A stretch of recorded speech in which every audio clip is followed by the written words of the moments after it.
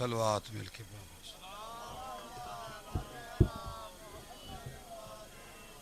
आले थार के इस्तकबाल के लिए बिलखसूस शहजादी कौनैन के इस्तकबाल के लिए सीने की कुव्वत सर्फ करके बुलंद आवाज़ से सलवात सारे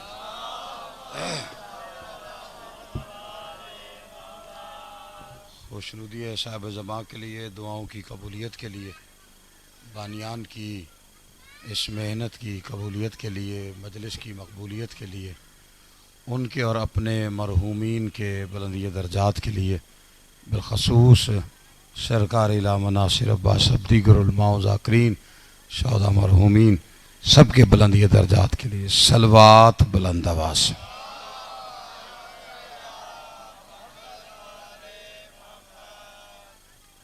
आले थार का अजीम और करीम खालिक अब तमाम हजरात को मजलिस अज़ा में हाज़री का अजर अजीमत बानियान के रिज़्क़ इज़्ज़त वक्त में इजाफ़ा खालिक कायनात हमारे वो गुनाह माफ़ फरमाए जिन गुनाहों की वजह से हम हुज्जत दौरा की ज़ियारत से महरूम। खालिक कायनात मालिक कायनात का जल्द ज़हूर फरम।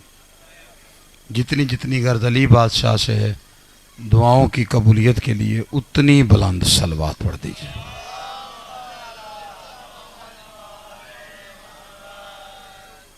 अज़ीज़ा ने ग्रामी कादर मवालिया ने हैदर करार मातम दराने सुल्तान नैनवा और हुसैन बादशाह के इज़्ज़तदार मेहमान आने ग्रामी वाजिब एहतराम शराइ साहब तशरीफ़ फरमाएँ। मेरे भाई ज़ीशान बलोच वो भी मेंबर पे और मालिक रियादा वक्त में इकबाल में बुलंदी अता फरमाए।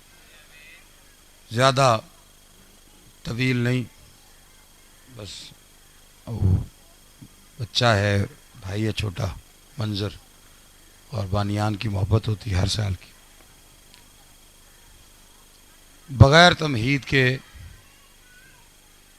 पहला जुमला कहता हूँ, अगर वसूल हो गया तो थोड़ी सी हाज़री मैं आपकी बारगाह में पेश करूँगा।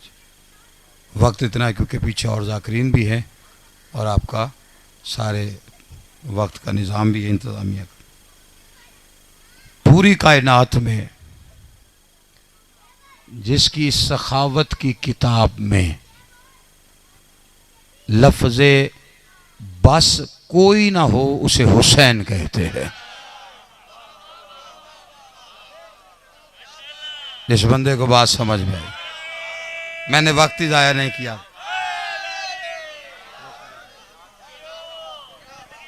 मैंने वक्त ज़ाया नहीं किया ना और आपने वसूल किया है। बस सखावत की कायनात का वो बेताज बादशाह है हुसैन, जिसकी सखावत की किताब में लफ्ज़े बस कोई नहीं, वरना दरवाज़ा पे मांगने जाओ तो देने वाला बस कहता है, मांगने वाले को तो दिल ही नहीं भरता। अल्लाह जाने देता कैसे, मांगने वाला कह रहा था बस, इस दरवाजे से आवाज़ नहीं आई बस। और मुख्तसर करूं बात समझ में आ जाएगी। एक शायर ने कहा था, क्या होगा अदावत का सबूत इससे बड़ा, और जो जुमला का है उसकी दलील में शेर कह देता हूँ, क्या होगा अदावत का सबूत इससे बड़ा, और कुरान में लिखा और दुनिया ने पढ़ा, और इस शान का दरियाए सखा कोई नहीं। और राहब ने कहा बस, मेरे मौला ने कहा और। जियो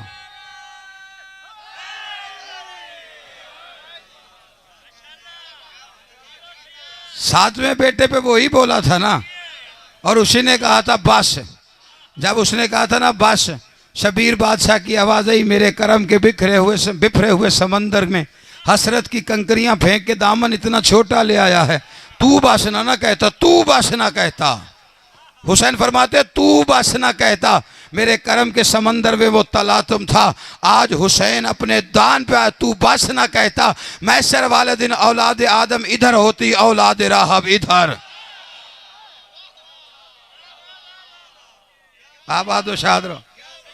जिस बंदे को बात समझ में आई, ये जो भी बादशाह हुसैन, सिर्फ ये लोग कहते नहीं राहब तक बात थी, वो एक ले गया बेटे, किस्सा बनाया शियों ने।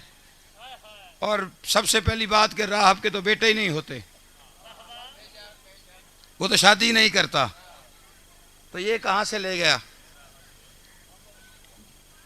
अच्छा, अगर उनके बेटे नहीं होते तो वो जो 3 दिन तक रसूल अल्लाह से मुनाजरा कर रहे थे, इब्नुल्लाह है कि अब्दुल्लाह है, वो राह चलते हुए थे। राहब उसे कहते हैं, वो कहते हैं जो बहुत बड़ा आलिम होता है ना उसे राहब कहते हैं। तारीफ ही पहले राहब की गलत करते हैं। दूसरी बात यह है कि कुरान की आयत निकाल दो कुरान से, अबनाना व अबनाकुम। 3 दिन तक मुनाजरा हुआ शहरे इल्म से। इसका मतलब है आम तो नहीं थे ना जो शहरे इल्म से बहस कर रहे हैं। तीसरे दिन की शाम आई, अल्लाह की आवाज़ आई, अगर ये मुनाजरे पे राजी नहीं होते इनसे क्या मुबाहले पे आओ। फिर मैदान में बात करते हैं, जो झूठा होगा उस पर लानत करेंगे। और अल्लाह ने शर्त बड़ी अजीब रखी। देखिए 6 हिजरी में रसूल अल्लाह के बेटे साहब तस्दीक फरमाया जाए, अल्लाह ने वापस ले लिए, रसूल की गोद से बेटा वापस ले लिया। 10 हिजरी में मुबाहला रखा 4 साल के बाद। और जब मुनाजरे से बात मुबाहले पे आई तो शर्त बड़ी अजीब रखी। उनसे कहे तुम अपने बेटे लाओ, हम अपने लाते हैं। अच्छा, उनसे कहा नबी ने जाओ अपने बेटे लाओ, हम अपने लाते हैं। वो जिसके मर्जी ले आए, जितने मर्जी ले आए, मसला तो इधर है। लोग कहते हैं जो राहब होता है, जिनसे कहा ना तुम अपने बेटे लाओ, लोग कहते हैं उनके होते ही नहीं। जो कह रहे हैं हम अपने लाते हैं उसका है ही नहीं, खाली झोली के साथ कह रहा है हम अपने लाएंगे, तुम अपने लाओ। वो जिसके मर्जी ले आए, जितने मर्जी ले आए, मसला तो इधर है। सच्ची जबान कह रही है हम अपने लाएंगे। 4 साल पहले अल्लाह बेटे वापस ले चुका है। पलट के एक दफा तो नबी कहते ना यार या अल्लाह तूने बेटे दिए हैं, तूने वापस लिए हैं, अब मेरी गोद खाली है। मुबाइला साल बाद नहीं, सुबह है, सुबह मैं बेटे ना लेके गया, वो ले आए अपनी गोदियों में बेटे, तो मैं वहां जाके क्या जवाब दूंगा? ना तेरी तौहीद बचेगी, ना मेरी रिसालत बचेगी। वहां झूठों पे वार करना है, लानत का वार करना है। उन्हें चैलेंज दे बैठा हूं, अब मैं खाली झोली का क्या करूं? एक लम्हे के लिए भी नबी ने अल्लाह से कुछ नहीं कहा। उनसे कहता तुम अपने बेटे लाओ, हम अपने लाते हैं। फिर खाली झोली लेके अल्लाह के घर नहीं, बतूल के दरवाजे पे आके कहा या अली बेटे दो। कोई बैठा यार जिसे बात समझ में आ रही, या अली बेटे दो। मैंने कहा सरकार आपने या अली से बेटे मांग लिए, हम कुछ मांगे, लोग कहते हैं बिद्दत हो गई। कहा बेटे मांग के, यही तो जाहिलों को बता रहा हूं, अली से बेटे मांगना बिद्दत नहीं सुन्नत रसूल है। जड़े बंदे गाल समझ में आती, पिछू परेशान बैठो सरकार। और ये जो हदीसें किसा पढ़ी जाती, ये मैं छोटे बच्चों के लिए पढ़ रहा हूं सिराज साहब। ये जो हदीसें किसा पढ़ते हैं आप, ये नाजिल हुई थी आया मुबाहला के बाद 10 हिजरी, जब नबी ने आके कहा था ना बेटे दो, और घर आए थे। पंजतन की पहली मीटिंग हुई थी तौहीद का जलसा रखने के लिए, बचाने के लिए। चादर के नीचे नबी घर आए और यमनी चादर उड़ा दी। इधर ध्यान ना करो सरकार, तुझे मेरे वाले पासे करो, उथे तो नबियां दी नहीं सुनी गई। ये तो टब्बर ही बड़ा डाटा है। मैं एक बारी भी उधर तवज्जो इसलिए नहीं जान देती कि उसे कुछ भी नहीं होना, जो मर्जी आख लो, ठीक है कि नहीं? ये अल्लाह माफी दे, ठीक है कि नहीं? तो उतों अल्लाह ना करे किसी की घर वाली डाडी हो, साढ़े साधु शेख ते वो उड़दा सी, एवें उत्ते उड़ना उन्हें, ते सारे वेख वेख लोग रोना, साधु तू दुआ घर आना तो बुढ़ी लड़ना। उन्हें कहा तू की लोगों ने बेवकूफ बनाया है। वो एक दिन अपने घर पे उसने उड़ना शुरू कर दिया। शाम को घर आया, बीवी कहती है साधु तो वो जरा साढ़े घर ते उड़ रहे, तू कितने उड़ता रहना? उन्हें कहा जी हकीर मैं ही सा। बीवी कहती मैं भी आखा विंगा विंगा क्यों उड़ता? अच्छा इत्थे राजी करने वाला कोई काम नहीं, तुम मेरे वाले पासे तवज्जो करो, अल्लाह रसूल का जिक्र करिए। तवज्जो है कि नहीं? आप हाँ, अल्लाह ने क्या कहा, नबी ने क्या कहा? चमनी चादर। अब हदीसे किताब में हुआ क्या, नबी चादर में आए थे और पहला शहजादा आया। जैसे ही नबी चादर में आया ना, पहले शहजादे ने पूछा, मैं हुसैन पढ़ने लगा। पहले शहजादे ने पूछा आके, बड़े शहजादे ने, अम्मा नाना की खुशबू है। अच्छा, ये घर पूरी कायनात में रकबे के लिहाज से छोटा है, रुतबे के लिहाज से सबसे बड़ा है। और ऐसा नहीं है कि बीबी ने कहा इस हुजरे में जाओ, कहीं हुजरे में बैठे होंगे ना, बीबी ने सीधा फरमाया वो चादर के नीचे। हसन बादशाह ने आके क्या कहा, नाना इजाजत है चादर में आ जाऊं? नबी ने कहा आ जा मेरा बच्चा। उसके बाद आपका मेरा बादशाह हुसैन आया, अम्मा नाना की खुशबू है, कहा वो चादर के नीचे। हुसैन बादशाह ने भी वही जुमले के, हदीस किसा कहती है, जाबर इब्ने अब्दुल्लाह अंसारी रिवायत करके कहते हुसैन भी चादर के करीब आ गए और आके कहा नाना इजाजत है मैं चादर में आ जाऊं? चादर के करीब खड़े होके अपने घर में हुसैन कह रहे इजाजत है मैं चादर में आ जाऊं। जो बंदा बादशाह हुसैन के मिजाज से वाकिफ है, अल्लाह के घर दरवाजे पे खड़े होकर नहीं कहता इजाजत है तेरे घर आ जाऊं। उसके घर में नाना सजदे में होता है, सजदे में करीब आके ये नहीं पूछता नाना इजाजत है मैं सजदे में पोस्ट पे बैठ जाऊं। अपनी मर्जी से आ जाता है, अपनी मर्जी से पोस्ट पे बैठ जाता है। लेकिन अल्लाह जाने अपने ही घर में माँ की चादर को देखा, नाना को नीचे देखा और आवाज देखेगा नाना इजाजत है चादर में आ जाऊं। मैंने कहा बादशाह सारे परेशान इसलिए बैठे हुए हैं, अल्लाह के घर जाते हुए इजाजत नहीं लेते हो, नाना की पोस्ट पे नमाज में बैठते हुए इजाजत नहीं लेते हो। आज अपने ही घर में बैठकर अम्मा की चादर के बाहर खड़े होकर कह रहे इजाजत है मैं अंदर आ जाऊं। अजब ने हुसैन बादशाह की आवाज है, जाहिलों को समझाना चाह रहा हूं, अल्लाह की मस्जिद और है, बतूल की चादर और है। कोई बैठा है यार जिसे बात समझ में आई?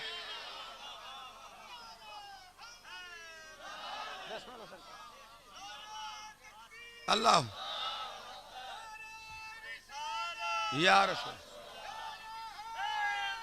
यार अल्लाहुम्मा सल्ली अला, जिसे समझ आई है। हुसैन ने सिर्फ राहब को थोड़ी बस कहा था, हुसैन को कहना पड़ता है बस। दलील वो रखने लगा और दुआ चाहता हूं। इलामा इकबाल ने एक शेर लिखा था, खुद ही को कर बुलंद इतना कि हर तकदीर से खुदा बंदे से बता तेरी सारे अनुआंदा जी। वही इलामा इकबाल है ना कि मोहम्मद से वफा तूने तो हम तेरे हैं। ये जहां चीज है क्या लोहो कलम तेरे हैं। और ये इलामा इकबाल वो है मेरे शहर का, मैं इसलिए इसकी वकालत कर रहा हूँ। ये शिया उलमा से फलसफा पढ़ता था और शिया हो गया, इसलिए तो लोग जब उसे मौलवी पूछते थे ना, उसने कहा तू उस मजहब पे है कि हमारे मजहब पे है किधर तू? वो भी इलामा इकबाल था। उन्होंने कहा वाजिया कर अपना आप, तेरा मजहब क्या है? उसने कहा आदमी काम का नहीं रहता, इश्क में ये बड़ी खराबी है। पूछते क्या हो मजहब इकबाल? ये गुनाहगार तो भूत राबी है।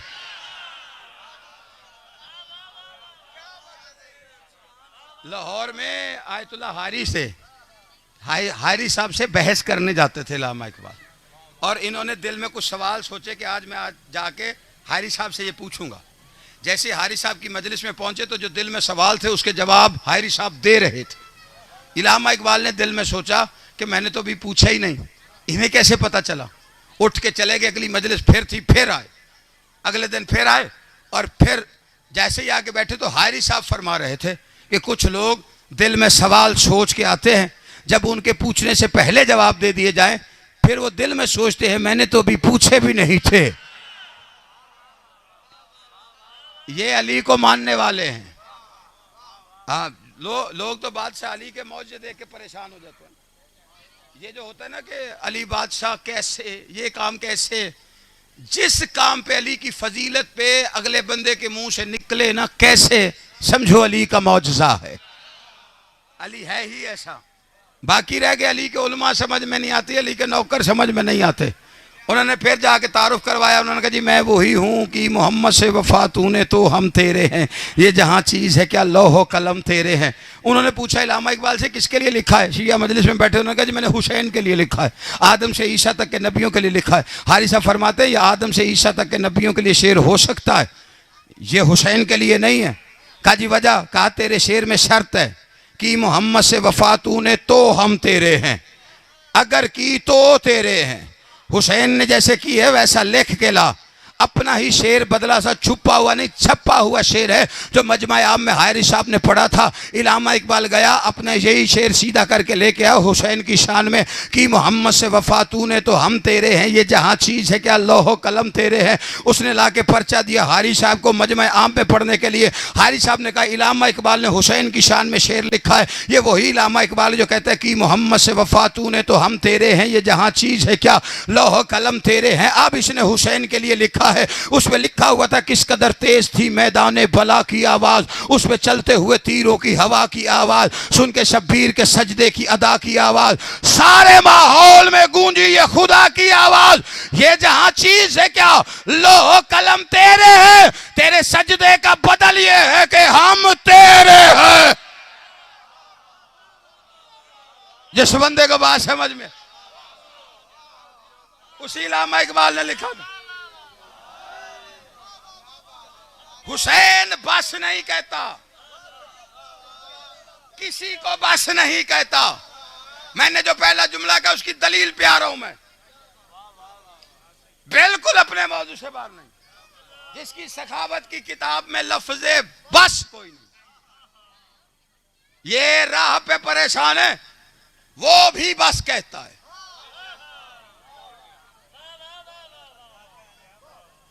बंदा दे साह उखड़ गए ने, मैं हुसैन पढ़ने लगा हूं। इलामा इकबाल ने क्या कहा था, खुद ही को कर बुलंद इतना कि हर तकदीर से पहले खुदा बंदे से। ये मेरी आपकी बंदगी की औकात नहीं है, ये शेर मेरे आपके लिए नहीं है। हमारी बंदगी की औकात क्या कि अल्लाह पूछे बता तेरी रजा क्या। 2-3 दिन मुश्किल में गुजर दें, चौथे दिन हम अल्लाह से बदगुमान हो जाते हैं, ओहदे गिले शुरू कर देने। मैं ही लब्बा इनू, मेरे ही मगर चढ़िया है, मेरा ही नहीं टोरदा कम, सारे दे टुर दे। मासूम फरमाते मत गिला किया कर किसी बशर से अल्लाह का, वो नाराज हो जाता है कि किसका गिला किससे कर रहा। तुझे उसकी हिकमत से वाकफियत नहीं है तो तेरा कसूर है, उसकी हिकमत में फर्क नहीं है। लेकिन इलामा इकबाल ने लिखा है नबियों के लिए, आदम से ईसा तक के लिए। दलील देता हूं, हर नबी पे एक वक्त ऐसा है अल्लाह ने हर नबी को इश्क की एक मंजिल दी है, उस मंजिल से गुजरा है हर नबी। लेकिन जब मंजिल की मेराज के करीब आया, कोई ना कोई वक्त ऐसा आया है जब उसने थक के कहा बस। फिर अल्लाह ने कहा बता तेरी रजा क्या है। जो बंदा परेशान है, इब्राहिम से कहा बेटे को बीवी को छोड़ लकोदक सहरा में, वहां पानी भी नहीं, छोड़ आया। अल्लाह ने कहा मेरा घर बना दिया, आग में उतर जा, उतर गया। फिर कहा इश्क की मंजिल ये है कि तू बेटे की गर्दन पे छुरी चलाए। या नबी ने नबी की गर्दन पे छुरी रखी, सिर्फ नबी नहीं बाप भी था जिसकी गर्दन पे छुरी, वो भी नबी ही नहीं, सिर्फ नबी ही नहीं बेटा भी था। इधर छुरी रखी, हर मंजिल से गुजरता गुजरता इब्राहिम जैसे ही बेटे की गर्दन पे छुरी आई, इब्राहिम की आवाज आई मालिक बस। अल्लाह की आवाज आई बता तेरी रजा क्या है। याकूब से यूसुफ बिछड़ गया था, सारी जिंदगी बचपन से जवानी तक उसे रोता रहा, जहां तक कि आंखें सफेद हो गई। एक मंजिल ऐसे आई जब याकूब की उम्मीद डूबने लगी थी, उसने कहा मालिक बस। अल्लाह की आवाज़ है याकूब तू बता तेरी रजा क्या है। नूह कश्ती बनाता रहा, 200 साल अकेले उम्मत को लेके चला है। एक भंवर आया है जिसमें कश्ती फिर फंसने लगी और उम्मत डूबने लगी। नूह की आवाज़ आई मेरे मालिक बस। अल्लाह की आवाज़ आई बता तेरी रजा क्या है। कुरान का सनद याफ्ता साबिर नबी है, अयूब नबी। कुरान कहता है अल्लाह ने इश्क के इतने बड़े बड़े इम्तिहान लिए, औलाद का इम्तिहान, माल का इम्तिहान, सेहत का इम्तिहान, लेकिन बात उस मंजिल पे आ गई जब उसका इश्क जवाब दे गया। बात गैरत पे आई, बीमार हथेलियां टेक के उठा, उठ के कहते मालिक बस। अल्लाह की आवाज आई अयूब तू बता तेरी रजा क्या है। चुप करके बैठने वालों, आदम से ईसा तक हर नबी कहता रहा, एक मंजिल पे आकर मालिक बस। अल्लाह कहता था बता तेरी रजा क्या है। अल्लाह जाने 10 मुहर्रम को शब्बीर का इश्क किस मेराज पर था। करबला में एक वक्त वो भी आया, अल्लाह की आवाज आई हुसैन बस। हुसैन कहते तू बता तेरी रजा क्या।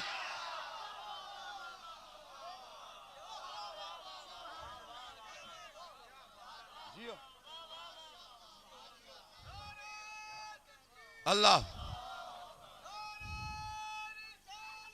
यार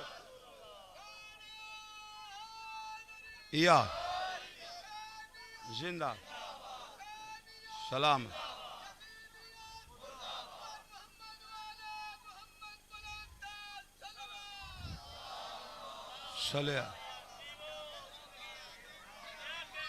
उस वक्त अल्लाह ने कहा जब अकबर के सीने से बर्छी का फल निकाल रहा, सिर्फ जमीन नहीं अल्लाह का अर्श हिल गया। आवाज आई हुसैन। बस अनीस फरमाते एक वक्त आया अल्लाह ने कह दिया, लाशों पे लाशें ला चुके, बस है हुसैन, बस तीरों में तीर खा चुके, बस है हुसैन, बस जख्मों में जख्म आ चुके, बस है हुसैन, बस हम तुमको आजमा चुके, बस है हुसैन, बस। अल्लाह की आवाज है बाकी जो है वो जुल्म की बेदाद के लिए कुछ इम्तिहान छोड़ दे सज्जाद के।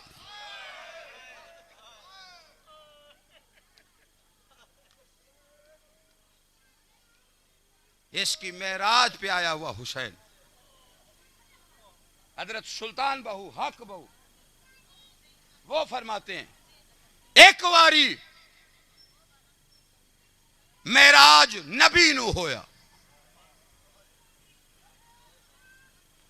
हुसैन नू 4 वारी हूं।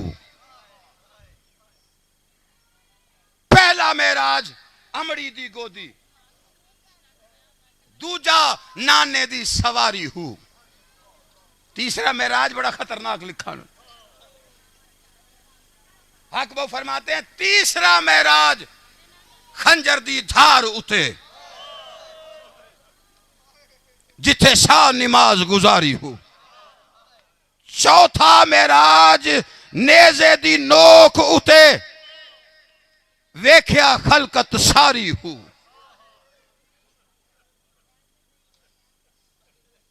नेज़े पे था शब्बीर का सर। इधर जुमला पढ़ूंगा इधर समझ आएगा। जिम्मेदार लोग बैठे हुए हो। हुसैन का चेहरा सूरज बना हुआ था, बाकी सर सूरजमुखी बने हुए थे। जेड़ा समझे उन्हें हाय कर लीए, जिन्हें नहीं पता उन्होंने तफसीलन दस देना। सूरजमुखी का काम क्या होता है? सूरजमुखी क्यों कहते हैं? सूरज अलमू कर दे, जिधर सूरज जाता है फूल का चेहरा उधर मुड़ जाता है। हर चेहरा सूरजमुखी था, हुसैन सूरज था। जिधर हुसैन का सर वाला नेजा होता उधर हर किसी का सर होता, लेकिन हुसैन का सर उधर होता जिधर अकबर के सर वाला नेजा होता। हाय कर हुसैन का चढ़ती जवानी मारा गया है।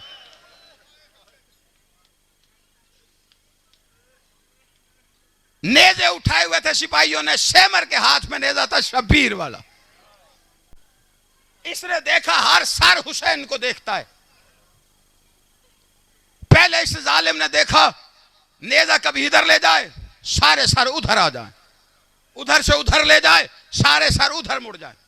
जालिम देख रहा था शब्बीर के सर की तरफ कि सारे हुसैन को देख रहे और हुसैन अकबर को देख रहे। इस जालिम ने हुसैन का नेजा रखा, अली अकबर का नेजा उठा। वो सर उठा, नेजा उठाया जिसमें अकबर का सर था। कभी शब्बीर के दाएं ले जाए, कभी हुसैन के सर से पीछे ले जाए।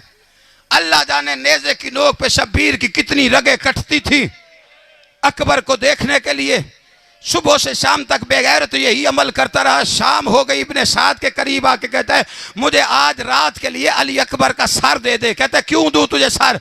जालिम देख के कहते मुझे शरारत सूझी है, मैंने रात को एक शरारत करके देखनी हुसैन के सर से।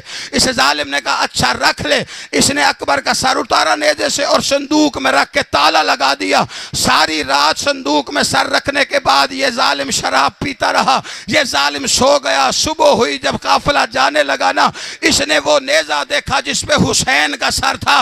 अब उस पे सर नहीं, खाली नेजा था। लोहे का ताजियाना लेके वहां आया जहां सैयद सज्जाद जंजीरों में रकू के आलम में था। इसने सैयद सज्जाद की पोस्ट पे लोहे के ताजियानों से करबला का सफर लिखना शुरू किया है। सैयद रो के कहते तुम्हारे यहां मारने से पहले पूछने का रवाज कोई नहीं है, मुझे मारता क्यों है? बेगैरत कहता है तेरे बाप का सर कहां है, नजर नजर नहीं आता। खून रो के सैयद कहते पहले देख ली अकबर का सर कहाँ है। आगे से कहते वो मैंने रात को संदूक में रखा था। सैयद तड़प के कहते जल्दी संदूक खोल वरना अभी कयामत आने वाली है। इसने संदूक खोला, मंजर बड़ा अजीब था। अकबर के सर पे हुसैन का सर था, हुसैन के लब अकबर के लबों पे थे। कटी गर्दन से आवाज आ रही थी, अकबर तेरे जैसे बेटे बर्छियों के लिए नहीं पाले जाते। अकबर मैंने तुझे नाना की सूरत समझ के मांगा। वसिया